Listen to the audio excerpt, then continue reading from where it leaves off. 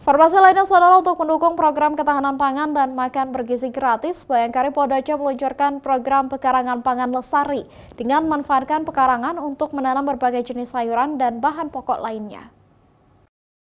Peluncuran program pekarangan pangan lestari jajaran Bayangkari Polda Aceh dipusatkan di Mapolres Aceh Besar di Janto, Senin siang. Program pangan lestari ini kembali digalakan Bayangkari hingga ke tingkat polsek di seluruh Aceh ini untuk mendukung program ketahanan pangan dan makan bergizi gratis Presiden Prabowo.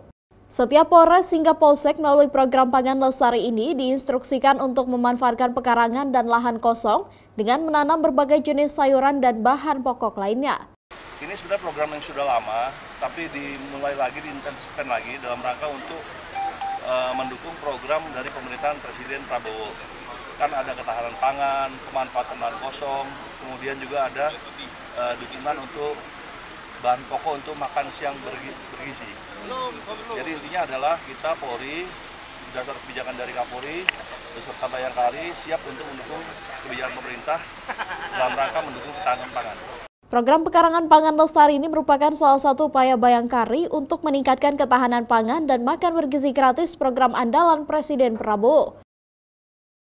Raja Umar, Kompas TV, Banda Aceh.